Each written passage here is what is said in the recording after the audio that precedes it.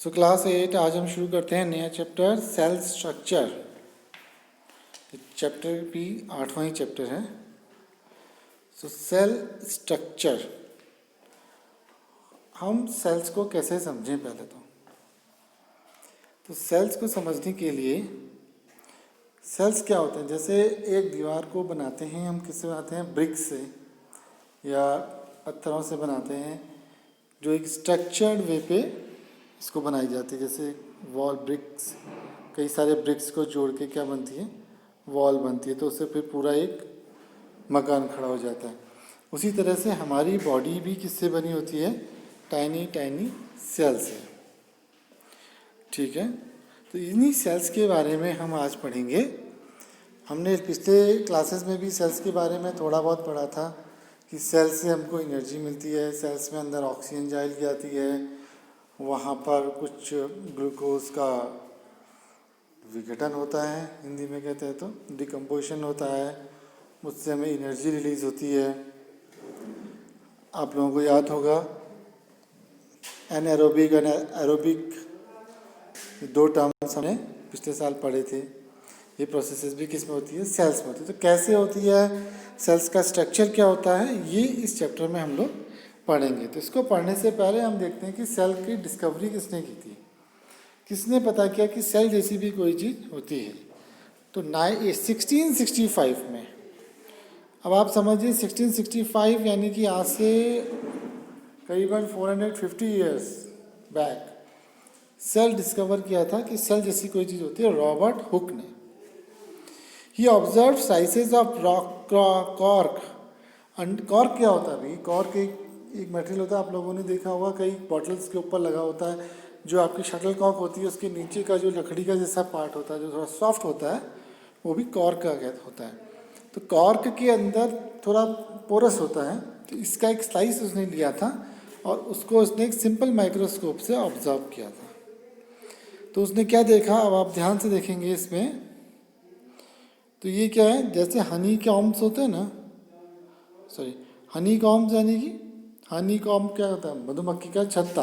अगर आपने कभी मधुमक्खी का छत्ता देखा हुआ है, जैसे शहद निकालते समय या वैसे टूटा हुआ, तो आप देखेंगे छोटे छोटे उसमें होल्स होते हैं और पार्टीशन लाइंस होती हैं। तो सेल्स का स्ट्रक्चर भी कुछ कुछ ऐसा ही होता है। इसको आगे जा कर के हमने, क्योंकि ये बहुत पुरानी बात है, तब इतने अच्छे माइक्रोस्कोप्स नहीं थे, बट आजकल काफ़ी हाई पावर माइक्रोस्कोप्स हो गए, तो हमने उसमें इस सेल का स्ट्रक्चर को देखा और समझा कि इसकी फंक्शनिंग कैसी होती है।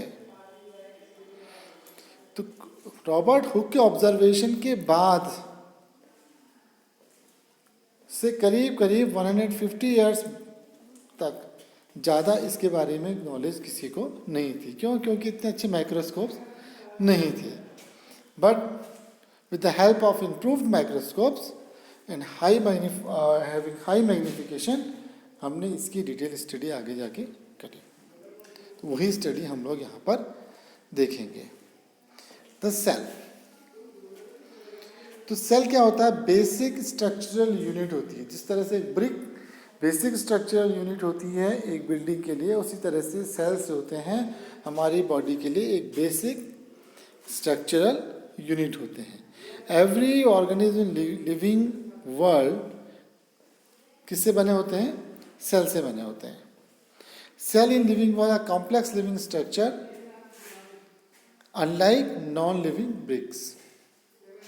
ये क्या है, कॉम्प्लेक्स लिविंग स्ट्रक्चर है। क्यों? क्योंकि इसके अंदर हम देख रहे थे रेस्पिरेशन की प्रोसेस होती है, हमने लास्ट ईयर पढ़ा था। तो इसका मतलब क्या है, ये एक लिविंग ऑर्गेनिज्म है। Cells are living organism whereas the bricks are non-living organisms. Organisms show variety in cells number, shapes and size. ठीक, अलग अलग वैरायटी इसमें मिलेगी, नंबर्स अलग अलग मिलेंगे, शेप्स अलग अलग मिलेंगे, साइजेस अलग अलग मिलेंगे सेल के। कुछ ऑर्गेनिज्म ऐसे भी होते हैं जो सिंगल सेल ऑर्गेनिज्म होते हैं, जैसे हमने पिछले हमने पढ़ा हुआ है अमीबा, ये सिंगल सेल ऑर्गेनिज्म, उसमें सिर्फ एक ही सेल होता है। ठीक है, तो एक लिविंग बीइंग के लिविंग बीइंग को बनाने के लिए मिलियंस ऑफ सेल्स की जरूरत होती है। और there are millions of living organism, they are of different type of and sizes. Their organs also vary in shape, size and number of cells. तो अब इनमें से हम कुछ देखेंगे। नंबर ऑफ सेल्स, कितने सेल्स होंगे एक ऑर्गेनिज्म के अंदर, तो वो डिपेंड किस पे करेगा कि ऑर्गेनिज्म का साइज क्या है, उसका स्ट्रक्चर क्या है, उसका शेप क्या है। जैसे एक हाथी की बात करते हैं तो हाथी और एक बड़ा पेड़ क्या है, बहुत ही ह्यूज है, ह्यूमन बॉडी। तो इनमें क्या होंगे, billions and trillions of cells होंगे of different shapes and size. Different groups of cells performs a variety of functions. अब बिलियन की डेफिनेशन आपको पता ही होगी, 6th क्लास से पढ़ते आ रहे हैं। A billion is 1000 million, 1000 million equals to 1 billion and trillion equals to 1000 billion. ये मैथ्स का हो गया थोड़ा सा, इसको पढ़ लेंगे, इसको याद रहना है। Organism made of more than one cell is called multi cellular organism. Multi माने मैनी, सेल्यूलर मीन्स सेल, तो मल्टी सेल्यूलर ऑर्गेनिज्म। तो हमारे जो ऑर्गेनिज्म होते हैं वो कहलाते हैं ह्यूमन बीइंग्स, और अधिकतर ऑर्गेनिज्म जो है मल्टी सेल्यूलर ऑर्गेनिज्म होंगे। इसके अलावा बहुत सारे ऑर्गेनिज्म ऐसे होते हैं जो यूनिसेल्यूलर होते हैं। Unicellular means, uni means one and cellular means cell, single cell organism, जैसे कि अमीबा, इसको याद रखना है हमेशा।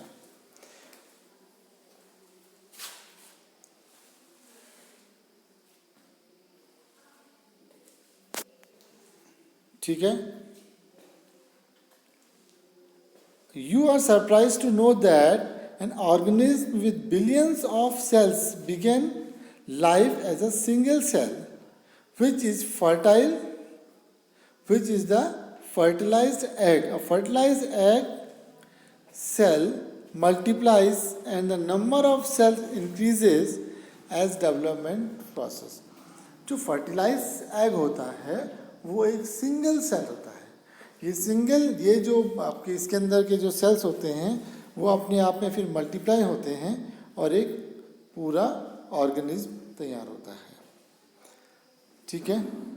A single celled organism like amoeba captures digest food, respire, extract, grow and reproduce. Amoeba के बारे में हमने पिछली क्लास में काफ़ी डिटेल में पढ़ा था। Similar functions in multicellular organisms are carried out by groups of specialized cells forming different tissues.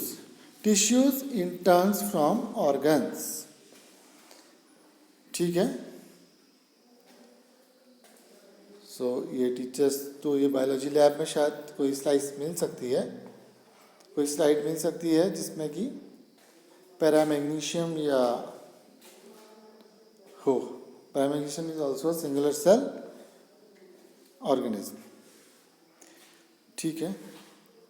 Amoeba के बारे में जो हमने पढ़ा था, अमीबा के बारे में क्या पढ़ा था कि अमीबा किस तरह का होता है। एक अमीबा का कोई डेफिनेट शेप नहीं होता है, it keeps changing it's shapes, it is also, और इसके पास क्या होता है, फॉल्स फीट होते हैं, जिसको हमने क्या कहा था, स्यूडोपोडिया। ये रिवाइज हो रहा है, आपके 7th में आपने पढ़ा है।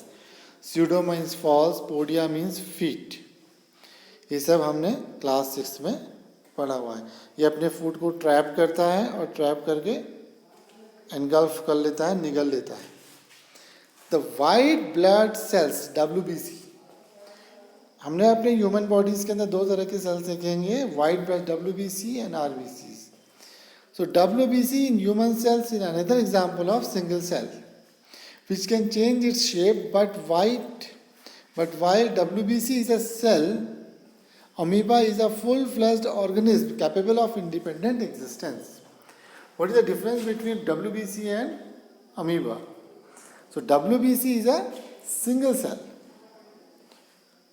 ठीक है, जबकि अमीबा क्या है, एक सिंगल सेल ऑर्गेनिज्म है, कैपेबल ऑफ इंडिपेंडेंट एग्जिस्टेंस।